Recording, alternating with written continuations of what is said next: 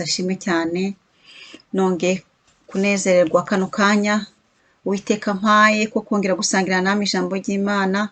Ni ukuri aka kanya ndakishimira, nubwo nkabona gakenya ariko ndakishimira cyane.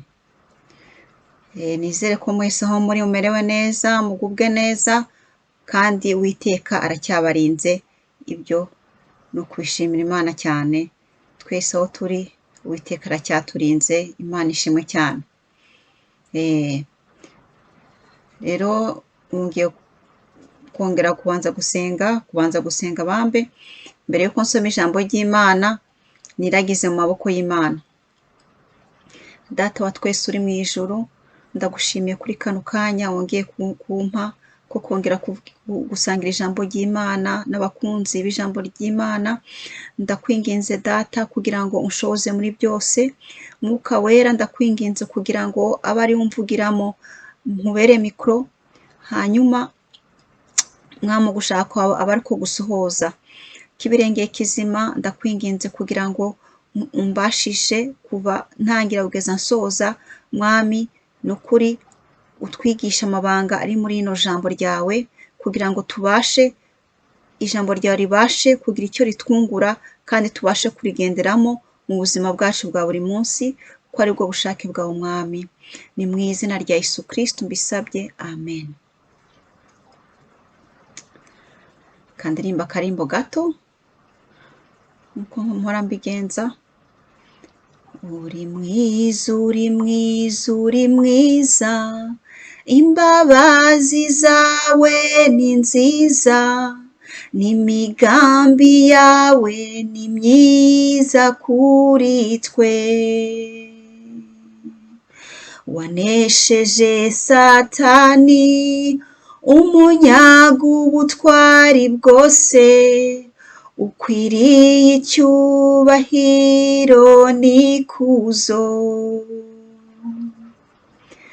Uri mwiza, uri mwiza, uri mwiza, imbabazi zawe ni nziza, n'imigambi yawe ni myiza kuri twe. Haleluya, amen.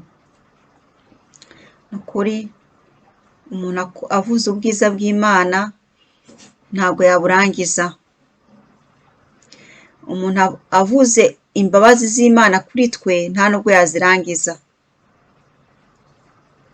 Imana yacu irihariye, niyo mpamvu ari Imana nyine, kuko Imana ikora ibintu nta muntu n'umwe afite gukora. Mbese Imana ni Imana, niyo gushimwa. Nukuri Imana yaratuneshereje twongera kwitwa abana b'Imana, twongera guhabwa ijambo. Nukuri icyubahiro cyose ni icyayo. Haleluya, amen. Reka dukomeze aho twari tugarukiye. Tugeze mu itangiriro igice cya 26 kuva ku murongo wa 23 kugeza ku murongo wa 35.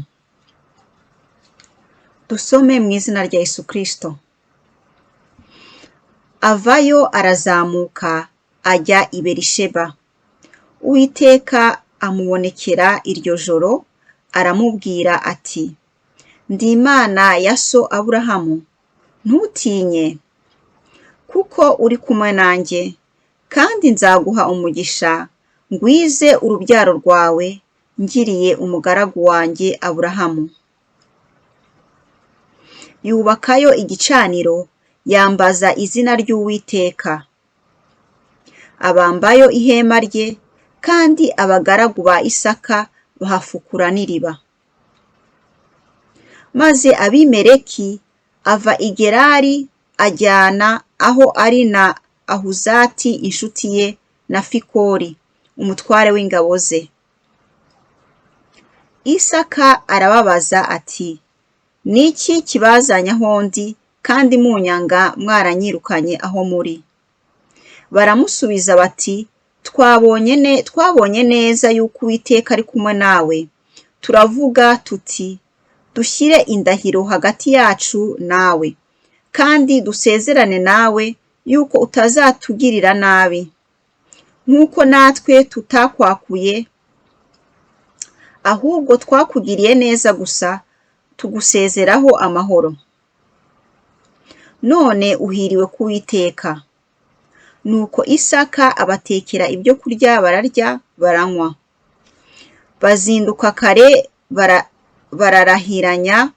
Isaka arabasezerera bamusiga amahoro.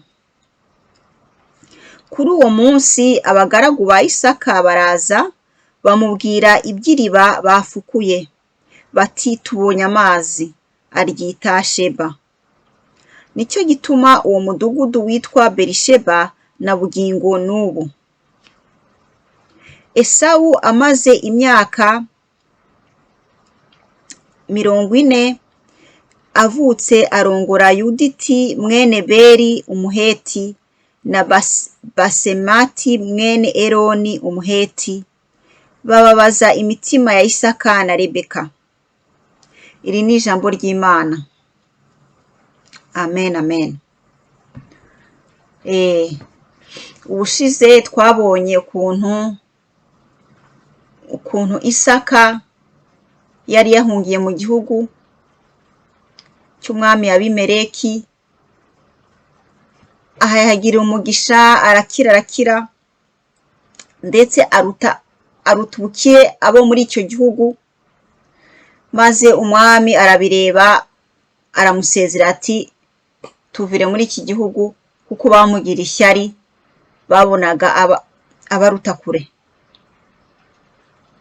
Nuko rero murabyibuka neza abumvise inyigisho y'ubushize yuko Isaka byabaye ngombwa nyine ko yimuka, nk'uko bamwirukanye, yimukana n'umuryango we n'ibye byose, baragenda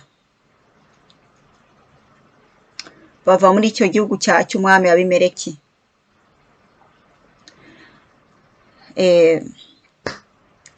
Ariko rero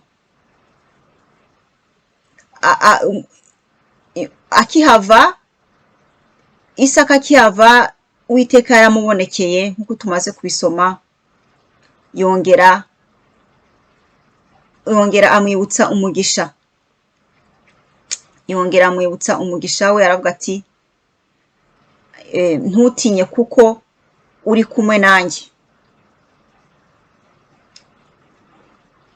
Imana yasezeranyije Isaka ko izagwiza urubyaro rwe ibigiriye umugaragu we Aburahamu. Uko yabibwiye se Aburahamu, niko yongeye ibisubiriramo umwana we Isaka. Imana iyo yasezeranye ikintu kiba ari icyo nyine. Imana yivuze iba yavuze. Nubwo rwose yirukanywe, murabizi ukuntu ibintu bimeze. Iyo wahungiye ahantu nk'abantu babaye impunzi, murabyumva kurenza. Warahungiye ahantu ugiye kuhashakira amahahiro, bakakwirukana kuko utari umunyagihugu, bakavuga ati tuvira aho ngaho. Urumva ko icyo kintu ntabwo ari ikintu gishimishije, ni ikintu kibabaje, ni ikintu kibabaza umutima, giteye agahinda. Rero Isaka ava muri icyo gihugu nyine, Imana yaramwitegereje, ibona nyine afite akababaro. Ko bamwirukanye ntacyo bamuhoye, nta kosa yabagiriye, ariko bamwirukanye nyine gusa kubera ishyari, kuko babonye ko abaruta kure. Babonye ko Imana yamuhezagiye, mbese ibyo ngibyo ntibabasha kubyihanganira. Nuko baramwirukana. Rero Imana yabonekeye Isaka, iramukomeza, iravuga ati ntutinye, ndi kumwe nawe. Ntutinye, uri kumwe nanjye. Bene data, iryo jambo Imana yabwiye Isaka murumva riremereye gute? Mwumva kumva ko Uwiteka ari kumwe nawe, mbese kumva ko umwana w'umuntu ari kumwe n'umwami waremye isi n'ijuru, umwami waremye isi n'ijuru utegeka byose. Ni ibintu biremereye cyane.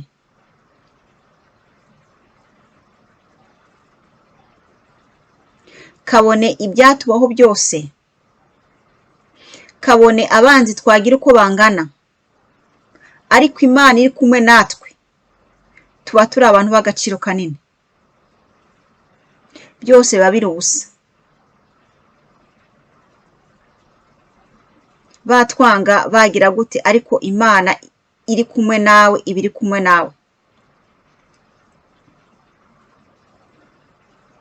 Ni protection itabaho. Hari protection hakaba na protection.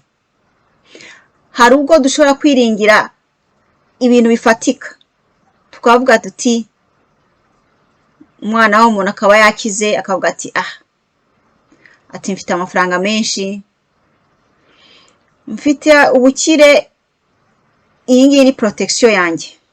Akenshi mu by'ukuri, akenshi abana b'abantu nuko tureba ubuzima. Protection yacu ingana n'ubutunzi tuba dufite. Protection yacu tuyibona mu butunzi bwacu. Kandi mu by'ukuri umuntu ari umutunzi akaba adafite protection y'Uwiteka, urumva ntaho aba arimo kugana, nta protection aba afite. Iyo ibyago bije ntabwo ubutunzi buturengera. Iyo amakuba aje ntabwo ubutunzi bwacu buturengera. Abakire, abantu bitwa ngo n'abakire, ntabwo ubutunzi bushobora kurengera umwana w'umuntu. Ariko mwimagine Isaka yari afite ubwo butunzi, bigeretseho akaba afite na protection y'Uwiteka. Urumva ko Imana idatanga igice, ntabwo Imana itanga inusu. Isaka yagenderaga mu migisha ya se Aburahamu. Yari umukire, ndetse ni afite na protection y'Uwiteka, kuko iyo protection ni Imana yari yamuhaye. Mbese bambe ubwo bukire nubwo Uwiteka yari yamuhaye. Niyo mpamvu rero ubwo bukire Imana yari yamuhaye iraburinda kandi ikarinda n'uwo yabuhaye. Haleluya, haleluya, haleluya.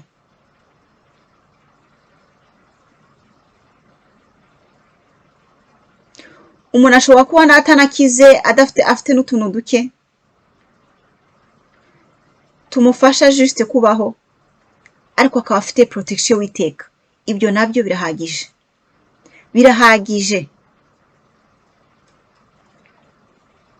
Ibyo birahagije kugira ngo umuntu abeho agubwe neza, uzi ko uri kumwe n'Imana, umutima wawe wemeranywa nawe neza kuri kumwe n'Imana. Birahagije.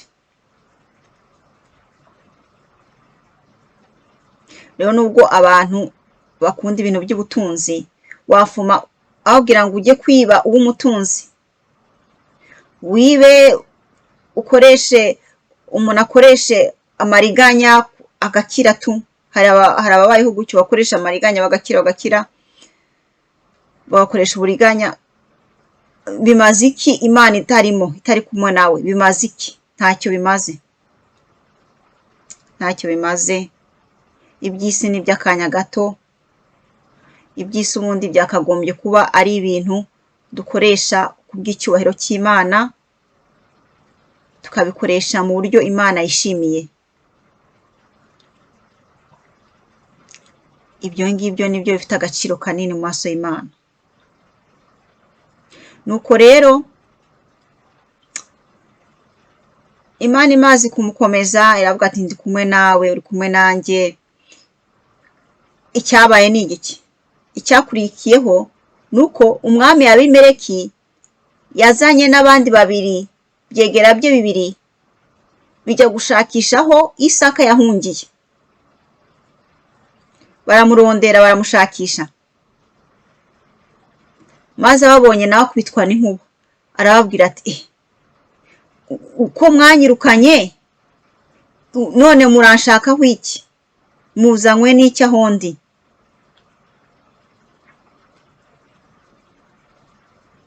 Nabo baramubwira ati rwose twabonye ko uri umutoni ku Mana, twabonye ko ufite umugisha munini ku Mana, niyo mpamvu tukwinginze kugira ngo dukorane amasezerano yuko utazatugirira nabi.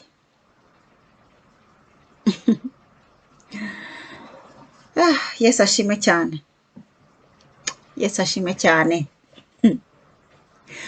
Donc icyabaye ni iki? Cyabaye no kubagiza ubwoba, kuba bari bamaze kwirukana uwo mutunzi akababisa. Icyatumye badasinzira bafata urugendo bajya gushaka Isaka ni iki? Bagize ubwoba, baravuze ati uriya muntu uri kumwe n'Imana natuvugira nabi ku Mana, agatakira Imana ye, akayibwira ukuntu twamwirukanye, tuzamererwa nabi. Niyo mpamvu bafashe iyo misozi yose bajya gushakisha aho Isaka ari, kugira ngo babe sure ko atazabagirira nabi, ko atazabavugira nabi ku Mana yiwe. Haleluya, haleluya.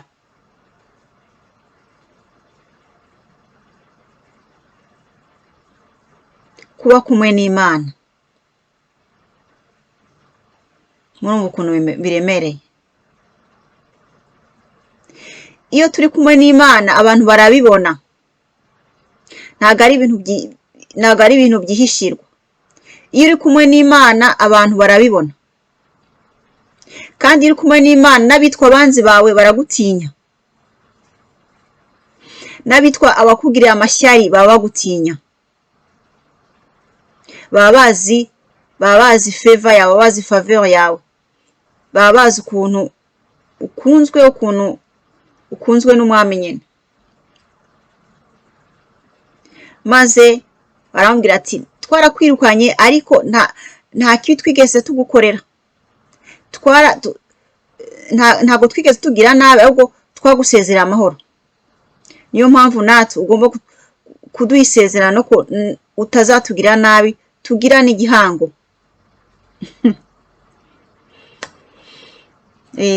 Kugirana igihango ukuntu bikomeye, ngo bagirane iki? Indahiro.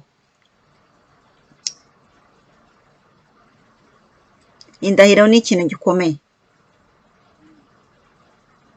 Nuko rero Isaka abakira neza, arabagaburira, abagirira neza, mbese abaha naho kurara, ko nyine bari bavuye mu rugendo rwa kure. Hanyuma bucya bagirana indahiro, bitahira amahoro, nawe asigara andi mahoro. Haleluya. Iyaba Isaka ari uwundi muntu yari kubaga ati mwaranyirukanye, akabagirira n'inzika, mwaranyirukanye nimumvira aho, sinshaka kuvugana namwe.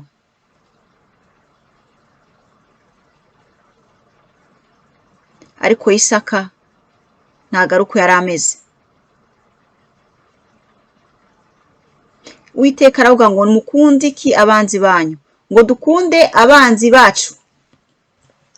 Imana ivuga ko tugomba gukunda abanzi bacu.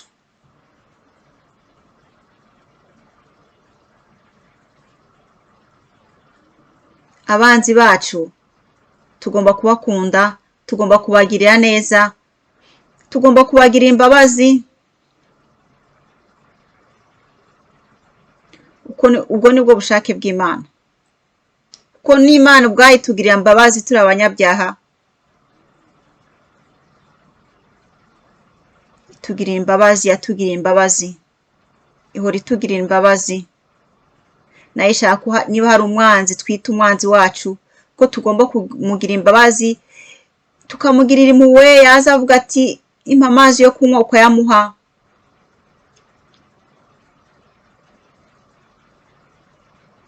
Mbese kuri ubwo buryo nitubaho gutyo n'Uwiteka nawe tuzabana n'Uwiteka. Uwiteka azaba iruhande rwacu, Uwiteka azaba kumwe natwe. Haleluya. Ni ukuri bavandimwe, ni ikintu gikomeye cyane, ni ikintu gikomeye cyane kuba turi kumwe n'Uwiteka mu buzima bwacu bwa buri munsi, kuba Imana iri iruhande rwacu. Nkaho ijambo ry'Imana rivuga ngo mbese Imana niba iri iruhande rwacu, umubisha wacu yaba nde? Nubwo abo banzi nyine nk'uko bimeze bari abanzi nyine bacu, ariko ntacyo bafite kudukora, kuko tuba turinzwe n'Umwami w'abami. Twebwe dutegetse gusa kubagirira imbabazi, kubabarira, kubagirira neza, mbese nka kuriya Isaka yabikoze, bakagirana n'indahiro, kavuga ati mugende amahoro, igihewe ntago nzigera mbagirira nabi. Imana ishimwe cyane, ishimwe cyane. Imana ubu turimo gusoma mu kiragano cya kera, ariko Imana ihora iri ya yindi. Imana nta guhinduka. Abana b'abantu dufite guhinduka, kandi turahinduka buri gihe, duhora duhinduka. Ijambo ry'Imana rivuga ngo uwizera umwana w'umuntu arakavumwa, ariko Imana dusoma mu kiragano cya kera na n'ubu nuko imeze, uko yari imeze niko yari imeze, ariko na n'ubu muri iki kinjana cyacu na n'ubu nuko imeze n'uyu munsi. Imana ntago ihinduka. Niyo mpamvu rero niba dushaka ubwishingizi bw'ukuri n'ubwo Uwiteka ntago ahinduka. Ariko kandi Uwiteka ntahinduka, kandi ni umunyembaraga, ni umunyembaraga, ni urukundo. Ariko nidushaka ubwishingizi, nidushakisha ubwishingizi ku byo dutunze, nidushakisha ubwishingizi ku nshuti zacu, nidushakisha ubwishingizi ku muntu uwo ari we wese waba utinya, uwo ari we wese, hari abantu ubona ukatinya ukavuga ati uyu nguyu. Ugashaka ubwishingizi ku mushefu wawe, mbese ni ubwishingizi budafatika, ni ubwishingizi budafite garanti. Dushakisha ubwishingizi ku Uwiteka, dushakisha ko Uwiteka aba kumwe natwe, nk'uko yabibwiye Isaka ati uri kumwe nanjye, witinya, uri kumwe nanjye.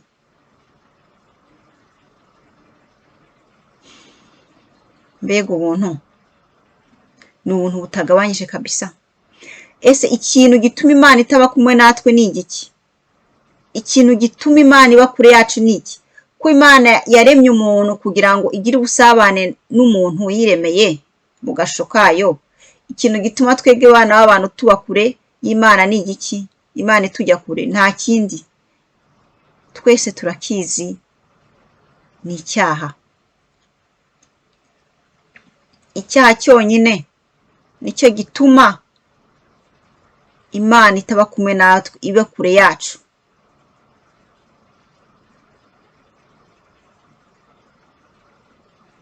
Icyaha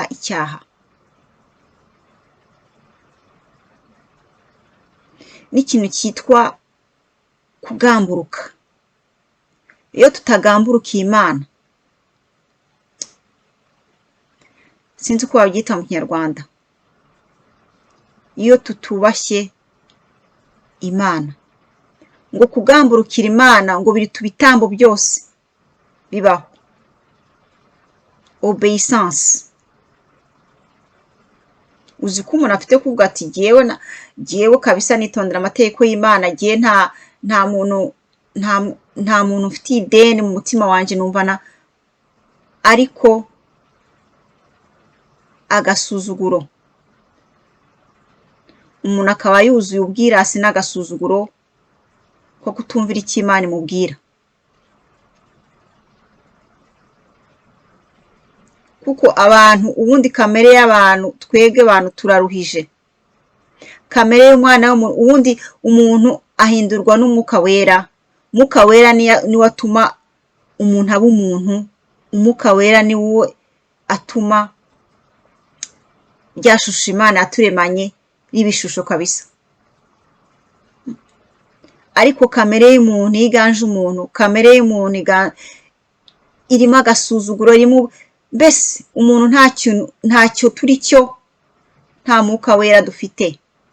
Kamere yacu ni agasuzuguro, ubwirasi se, za ngeso zose z'umubiri.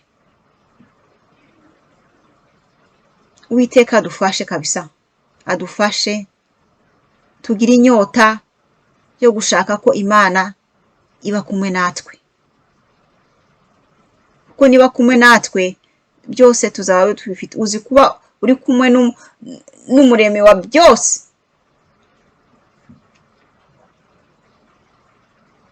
Uretse se n'ibyo, icyaha nacyo kitubuza ubugingo. Icyaha kitubuza ubugingo kuko turi kuri iyi si akanya gato. Turi kuri iyi si nk'abaturisite, ingenzi. So icyaha uretse ko kitazatuma tugendana n'Imana kuri iyi si, icyaha kizatujyana Gehinomu. Gehinomu niyo destination finale, niyo ntego y'icyaha. Ubundi ubwo intego y'icyaha nuko icyo cyaha kigendana, mbese gikurikirana umuntu paka kimujyanye Gehinomu. Reka dusenge, duhore dusenga, duhore turi ku mavi, duhore tumva ijambo ry'Imana, dusome ijambo ry'Imana, dusenge kugira ngo Imana iduhe gukunda ijambo ryayo kuko niryo ririmo ubuzima. Twirinde ikintu cyose gituma dutandukana n'Imana, twirinde ikintu cyose gituma Mwuka wera ababara, ikintu cyose gituma Mwuka wera agira agahinda. Ko Mwuka wera niwo buzima. Nk'uko icyaha gishakisha umuntu kugira ngo kimujyane Gehinomu, ni nako Mwuka wera ashakisha umuntu kugira ngo azamujyane mu ijuru. Abafite Mwuka wera nibo nyine bazabona ijuru. Abafite Mwuka wera, ko umuntu ariho nta Mwuka wera afite, urumva ko atari icyaha ni Mwuka wera, ni ibintu bibiri. Swate kimwe cyangwa ikindi. Uwiteka dufashe duharanire gutunga Mwuka wera muri twebwe, kuko Mwuka wera niyo kashe y'abana b'Imana. Mwuka wera niyo kashe, nicyo kimenyetso kizajyana abana b'Imana mu ijuru. Twagiriwe ubuntu kubw'amaraso ya Yesu Kristo. Dufite ubuntu, turacyafite amahirwe yo kwihana kuko Yesu Kristo yatuviriye amaraso ku musaraba. Mbese turacyafite ubuntu kubw'ariya amaraso ya Yesu Kristo kugira ngo Uwiteka tugiriye neza, tubaho kuri iyi si neza, tubaho turi kumwe n'Imana, tubaho ubuzima bushimishije Imana, ndetse n'igihe tuzava muri ubu buzima tukabana n'Imana yacu ubuziraherezo. Ubundi ubwo nibwo bugombe bw'Imana.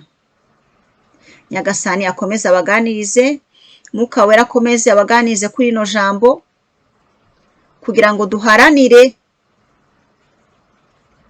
icyatuma tugendana n'Imana buri gihe, buri munsi, buri saha, buri munota.